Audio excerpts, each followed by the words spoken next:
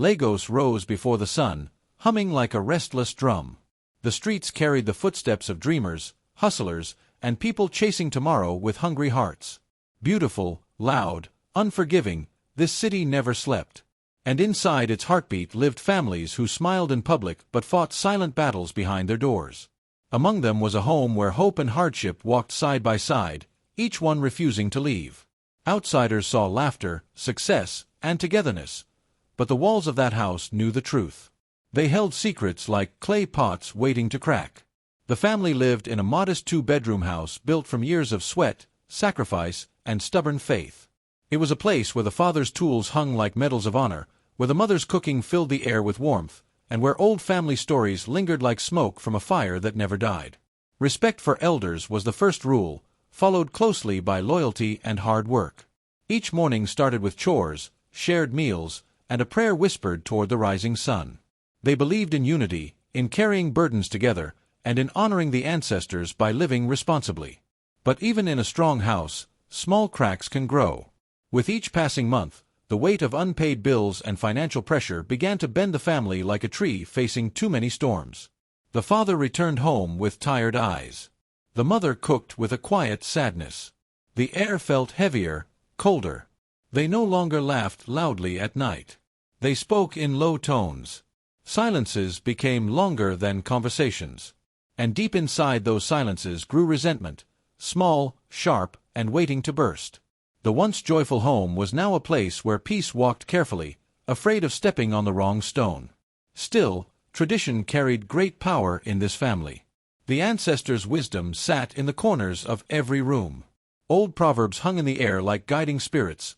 A family divided cannot harvest joy, the left hand washes the right, and one body must move together. These teachings pushed everyone to stay united, even when their hearts wanted to scream. To them, keeping a family together was not only duty, it was destiny, tied to the honor of their lineage. In the middle of this household lived the child who carried burdens quietly. The protagonist moved like a gentle wind, always working, always giving, always swallowing pain to keep the peace. They woke before dawn, saved every naira they could, and believed that a brighter future waited if they just stayed disciplined. Their dreams were simple: earn enough to build a better life, maybe even lift the family from years of struggle. But dreams are heavy when carried alone. The father stood as the pillar of the house, his voice strong and his decisions final. He lived by the teachings of his own father and believed tradition was the staff that kept a man standing tall. When he spoke, he expected obedience. When he planned, he expected agreement. Sometimes his decisions came like storms that swept everyone along without question. A family must follow one voice, he would say. But he never stopped to ask if that voice was always right. The mother carried peace in one hand and pain in the other. Her eyes saw everything: the efforts of the responsible child, the growing selfishness of the favored one, and the shadows creeping across the home. But fear held her tongue. She loved both children deeply, and the thought of confronting unfairness felt like tearing the family fabric with her own hands. She patched small conflicts like a tailor, hoping they would hold. But some tears run deeper than needle and thread. The sister moved through the world with the softness of someone protected too much. Loved loudly, praised often, and shielded from consequences, she grew entitled without even knowing it. She believed the world would always bend for her. Her wants came before reason, and her words often cut without aim. In her innocence and her pride, she did not see how her actions drained the household, or how her demands added weight to her siblings' quiet suffering. Around this family, neighbors, relatives, and elders watched with careful eyes. In African communities, the walls have ears, and every home has an audience. Whispers floated through compounds and shops: something is happening in that house. The father is too strict. The children are not treated the same. Society judged quietly, adding pressure like stones on a growing pile. In their world, a family's reputation was not just theirs. It was shared with everyone who knew their name. And so, in a city where dreams rose like smoke and secrets hid under every roof, this story began, woven with love, conflict, tradition, and the silent hope that one day, the storm would break, and the sun would return to their home. The road leading home was alive with evening noise, children laughing, hawkers calling, and the wind carrying the scent of fried plantain. The protagonist walked through it all with tired joy stretching across their face. After months of long shifts and silent nights, they imagined peace waiting behind the family gate. "At last, my spirit can rest," they murmured. Their steps quickened with hope, unaware that the walls they missed so dearly were hiding a truth sharp enough to break a heart in seconds. Inside the living room, the father sat straight-backed like a chief about to pronounce judgment. The mother hovered nearby, her fingers twisting the edge of her wrapper. The sister lounged on the couch, eyes glued to her phone, legs crossed like she already owned the world. The protagonist smiled, ready to greet them, but the father lifted his hand sharply. "Sit. There is something important," he said. Before the dust of homecoming could settle, the father spoke again, voice heavy with certainty. "We used your savings," he declared. 90%. It went into your sister's new house. A family must move as one body." The words dropped like stones into a calm river. The mother glanced away. The protagonist felt the ground tilt beneath their feet. "My savings," they whispered, struggling to breathe. The father nodded, unbothered. "You are strong. She needed it more. This is not the time for complaints." Before shock could form into words, the sister released a loud scoff, sharp, careless, and cruel. She pushed her phone aside and shrugged. "Please don't exaggerate," she said with a smirk. "It's not as if you were planning anything great with that money. And besides, I deserve the house more." Her laugh was small, but it cut deep, like a blade sliding between ribs. The disrespect in her tone carried old roots, roots that had been watered for years. She didn't hide the pride or the sense of entitlement. She didn't even try. Inside the protagonist, a heavy silence formed. Their chest tightened as shock turned into confusion, and confusion into something darker. Betrayal curled around their heart like thick smoke. They stared at the family they had worked for, sacrificed for, prayed for. The father's straight face. The mother's lowered eyes. The sister's arrogant smile. Something in them cracked. Their mind throbbed like distant thunder. How could they? The questions rose like storm clouds, fast, heavy, unstoppable. Their pulse pounded in their ears. The room grew too small. The air felt too thick. Anger didn't scream, it simmered quietly, gripping their bones and whispering that life would not be the same again. In that moment, a message, soft but strong, echoed inside their spirit. A whisper carried by hurt. This is the beginning. A journey they never asked for. A battle born from broken trust, cultural silence, and expectations that demanded obedience without fairness. The story of their life had shifted, and even the ancestors must have felt the tremble. Love in that house wore a mask. A smile that hid selfish decisions. A hug that demanded sacrifice. Families often say, "We do this because we love you," but sometimes, behind that love, injustice hides like a snake beneath dry leaves. In this home, affection had been used to justify taking from the one who gave the most.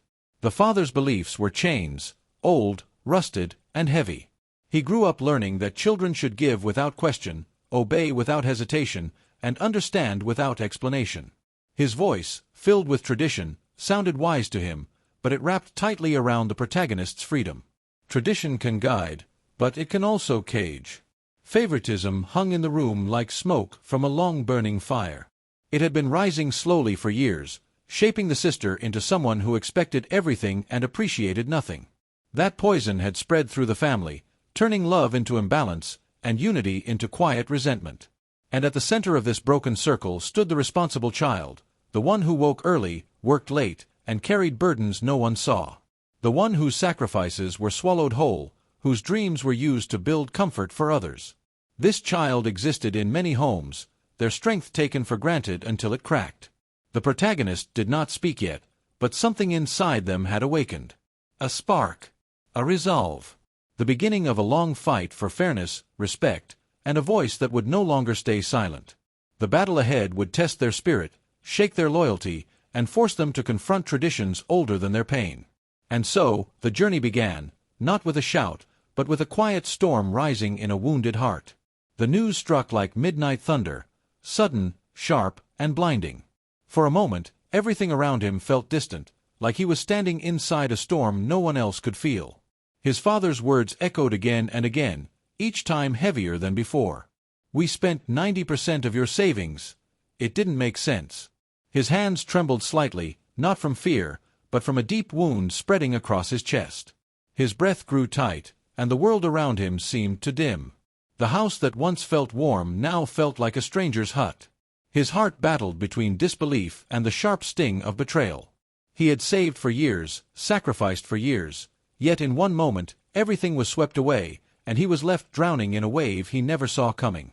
His father straightened his back, eyes carrying the weight of old traditions. "My son," he began, his voice deep like the drums of long-ago ceremonies, "family money feeds all. That is how our people survive." The words were meant to sound wise, but they pierced deeper than any spear. The father spoke of unity, responsibility, and ancestral ways, trying to soften the blow. He reminded him how families long ago shared every grain of millet and every coin earned. "A house for your sister is a house for the family," he said. But the old sayings felt like thorns.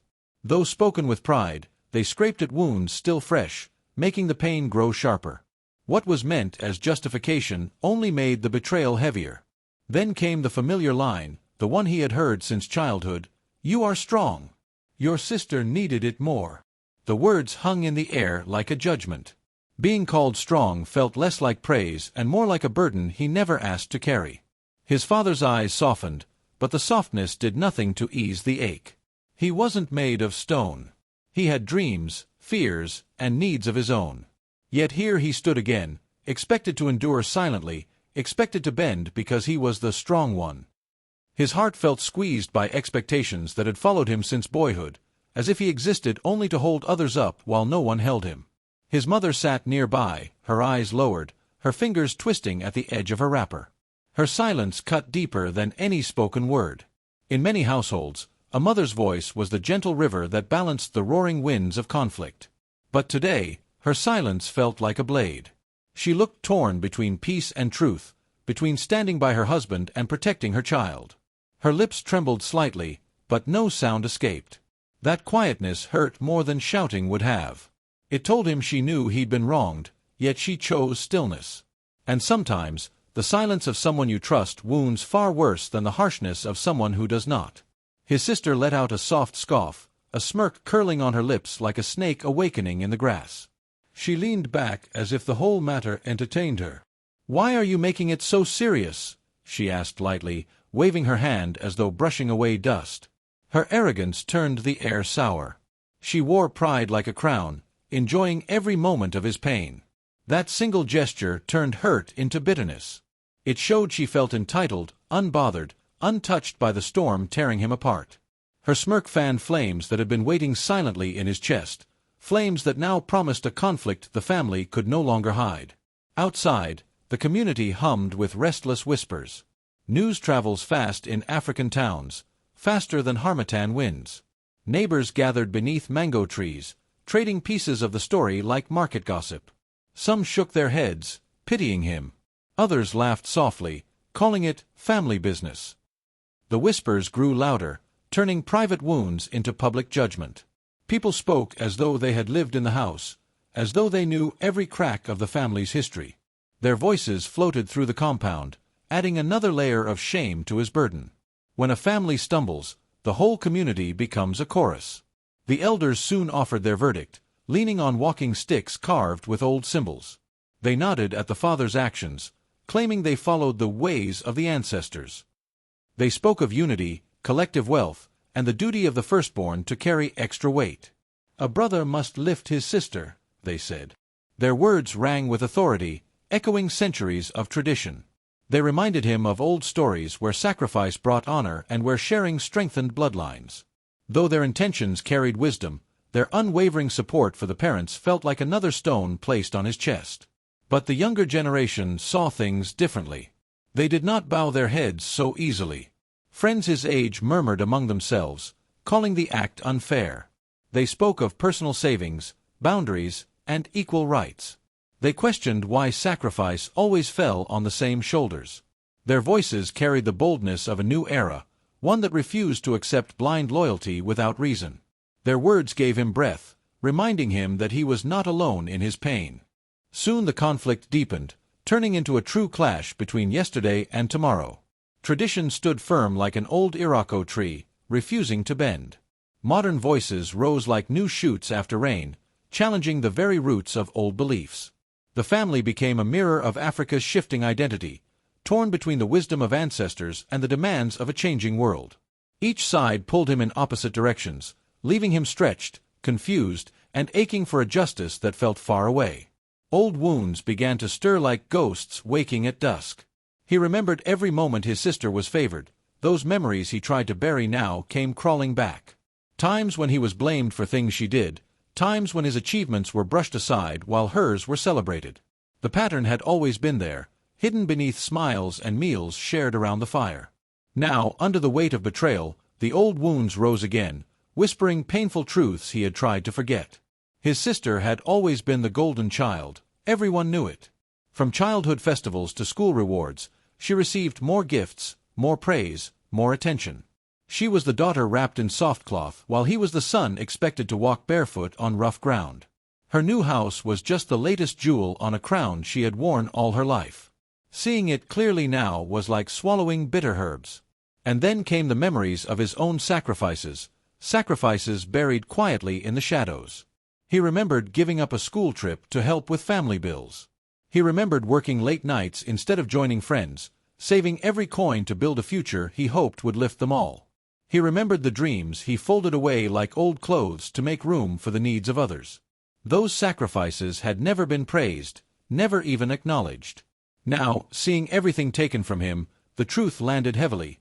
He had given too much, and they had taken it all for granted. After the house was bought, the sister began to walk with lifted shoulders, as if she carried the sun on her head. Her steps changed, each one louder than the last, heavy with pride. She moved around the compound like a queen returning from victory. Even her voice grew sharper, brighter, full of confidence that scratched the air. She often adjusted her clothes in front of people, saying loudly, "Not everyone can own a house in this town." Those words floated toward her brother like mockingbirds.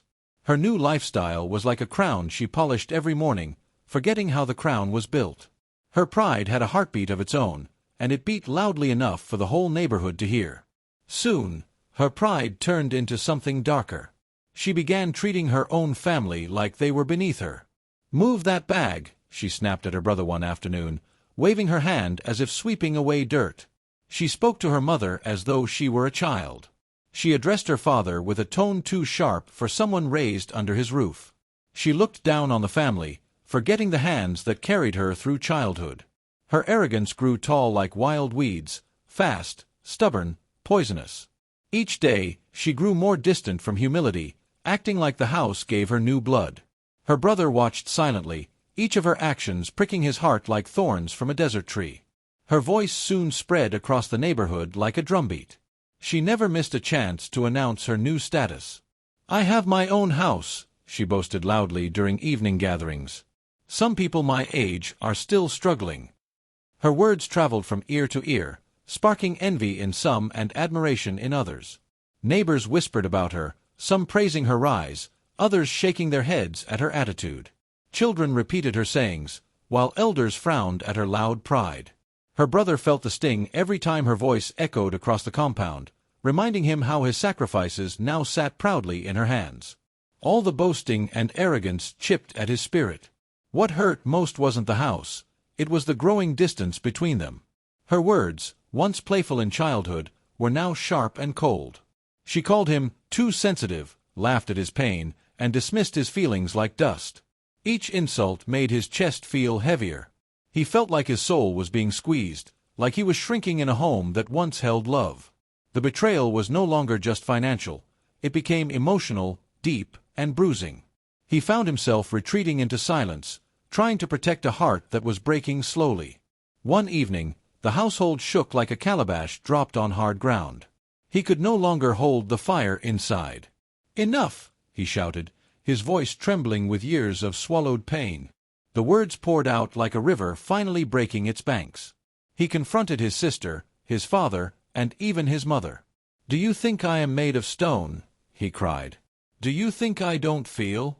You used my savings, my sweat, my dreams, And now you treat me like I am nothing." His chest rose and fell like waves in a storm. His anger wasn't just loud, it was honest, raw, and long overdue. The house fell silent as everyone stared, shocked at the fire they never knew he carried. His father responded like rolling thunder. "You dare raise your voice in my house?" he boomed.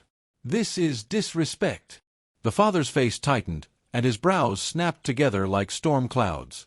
Instead of hearing his son's pain, he focused only on the tone.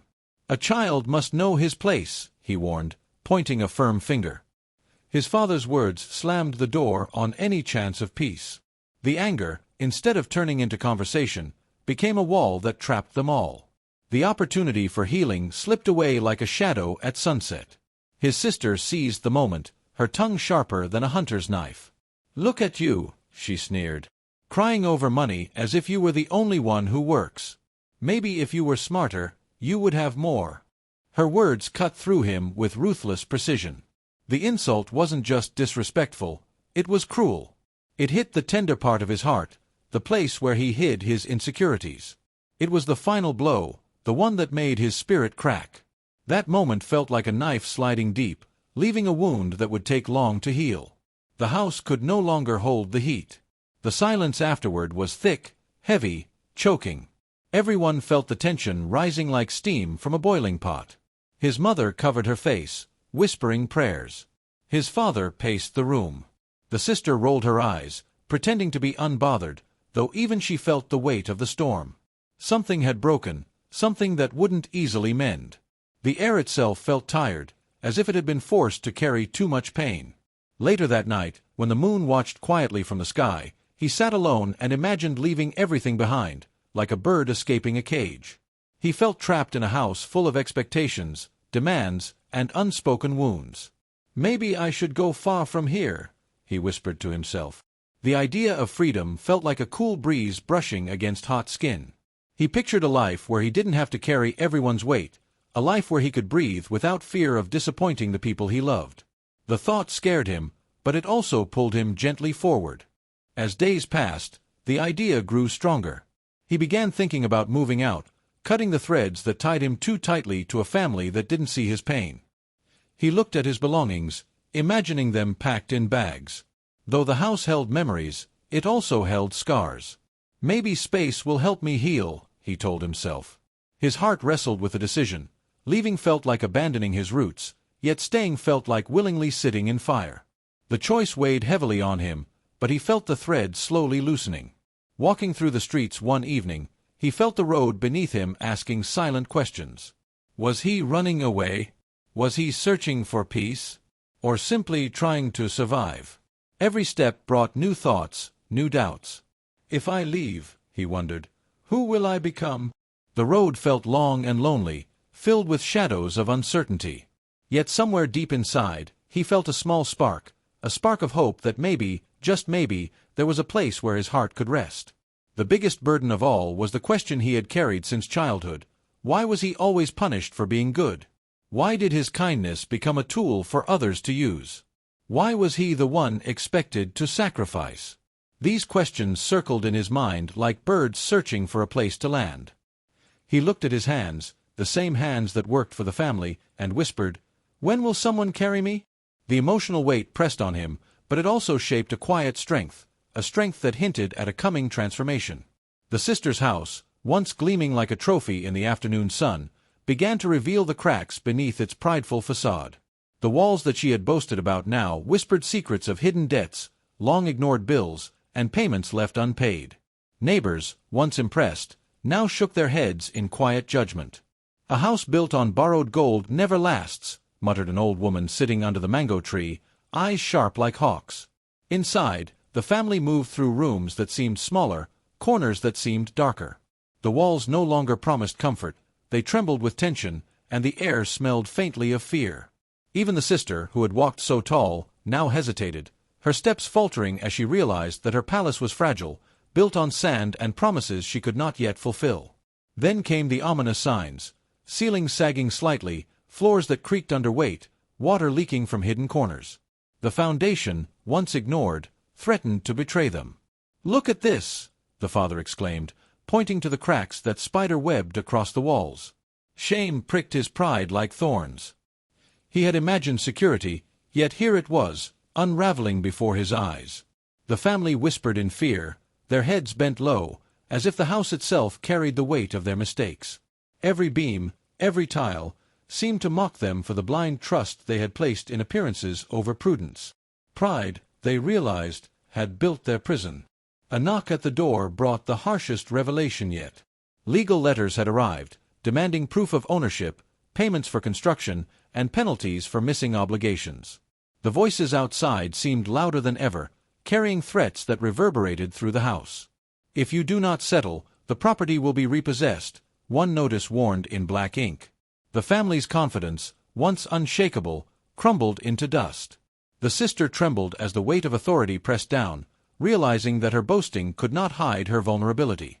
Even the father, whose hands usually ruled with firm certainty, faltered under the eyes of the law.